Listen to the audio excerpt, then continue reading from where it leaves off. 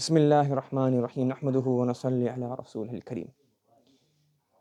So in this lesson, inshallah, we're going to be discussing the rules of when we have to put التاء والتأنيث on the فعل and when we don't have to put التاء والتأنيث on the فعل. Okay? So we'll discuss it, inshallah. So we have here, we're discussing all of this. We've been through all of this already. We're right here in the last part. Okay? So في إلحاق علامة التأنيث بالفعل. ألحق يلحق إلحاقا. That means to attach. So this chapter is regarding attaching the علامة التأنيث to the end of the verb. So where do we attach علامة التأنيث and where don't we attach علامة التأنيث? Okay? So علامة التأنيث التي تلحق بالفعل وشبه الفعل ثلاثة. The علامة, the تأنيث علامة, the تأنيث علامة which is attached to the فعل and the شبه الفعل are three. So there are three types of verbs. There are three types of alama which indicate ta'nith, which can be attached to the amil. Number one is التاء الساكنة في آخر الماضي. The ta at the end of the فعل الماضي. This is علامة ta'nith. صدقت. So this ta is علامة ta'nith. It's not the fa'il. The fa'il is here mustatir, and this ta is علامة ta'nith. الثاني التاء في أول المضارع. Sometimes you have a ta at the beginning of the فعل المضارع. تصدق. So that ta, what is that? That is also علامة المضارع. So this is علامة المضارع at the end. Sorry, not علامة المضارع. What am I saying? علامة التأنيث. This is also علامة التأنيث here. Okay? التاء المربوطة في آخر اسم الفاعل والمفعول. So for example, صادقة and محمودة. So now that ta is also علامة التأنيث. So now we're going to say, well, where do we bring صدقة? Where do we bring يصدق? Where do we bring صادق? And where do we bring صدقة تصدق صادقة? Where is علامة التأنيث attached? You understand? So we know the three ways of making the amil mu'annas, but where do we make it mu'annas and where do we keep it مذكر? وهو ثلاثة أضرب, meaning there are three types of إلحاق.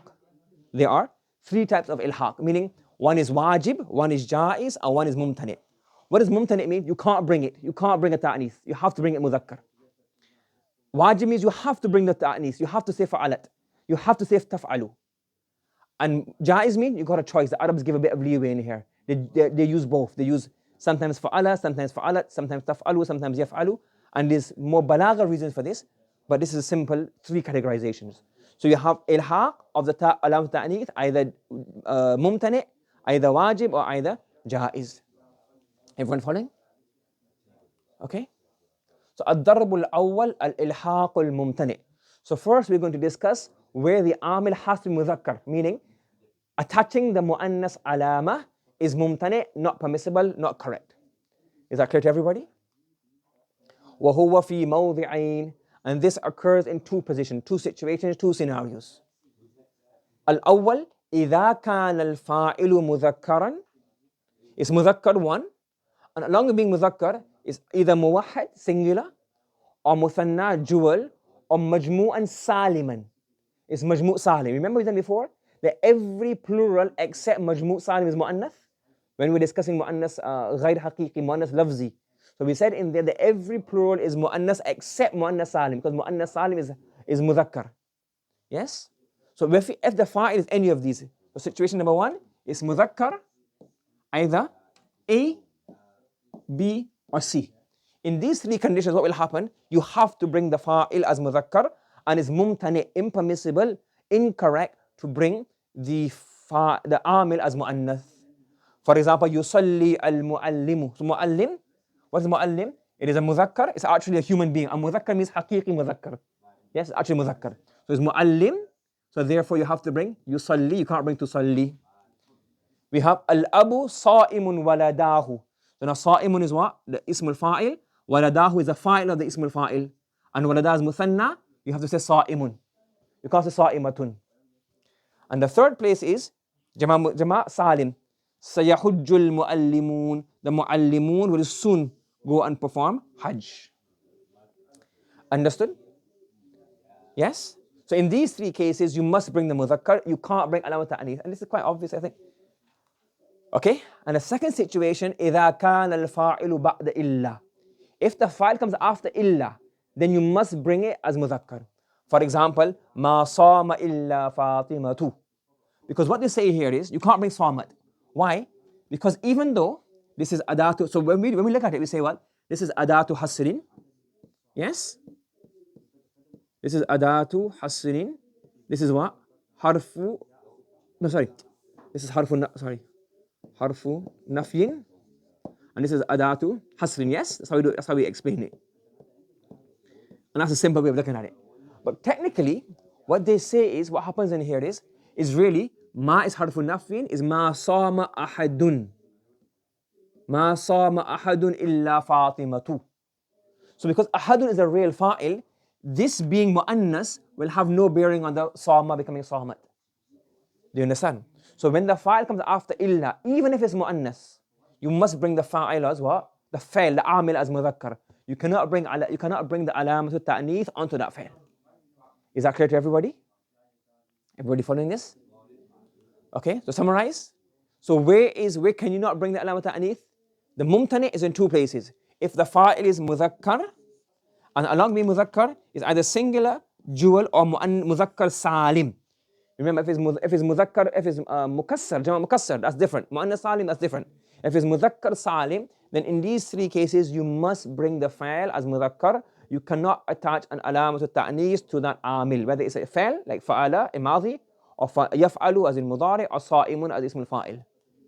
And if it's after illa, why? Because even though it seems as if that the Fatima is a fa'il, ma sama illa Fatima too, it seems as if Fatima is a fa'il. In actual reality, the fa'il is the word, what's the fa'il? The word ahadun, is mahdhuf, and we assume that to be there.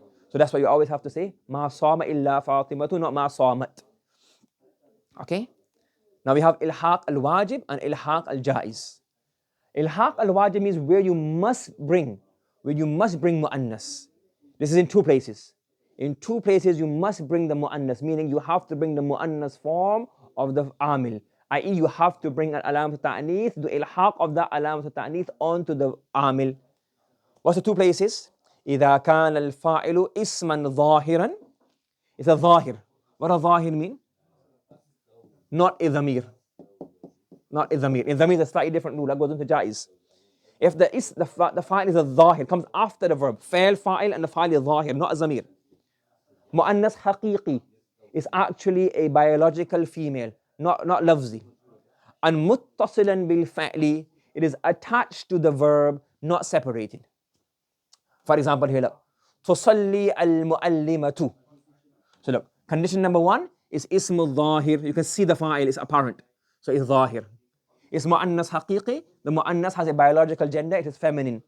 And there is no fasl, there's nothing in between coming. There's no tusalli al-yawm, tusalli al-an, tusalli da'iman al-mu'allimatu. If you have a fasala, that goes into jaiz. Are you following? If it's mu'annas ghayr haqiqi, it goes into jaiz. If it's a dhamir, it goes into jaiz.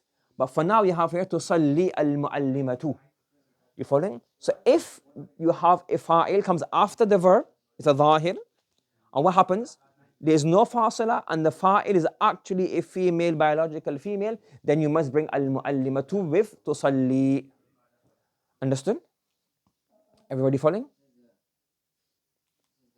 And the second play, for example, wal abu sa'imatun bintahu. This is dual now. So sa'imatun is a ism al-fa'il, binta is a fa'il of sa'ima, haqiqi, no fasala, you must bring sa'imatun, not sa'imun. And satahujjul mu'allimat, the teachers will do what? Go and perform hajj. And the second place is, if the fa'il is a dhamir, but the dhamir refers to a mu'annas haqiqi or ghayr haqiqi. Yes? Now you must bring it mu'annath.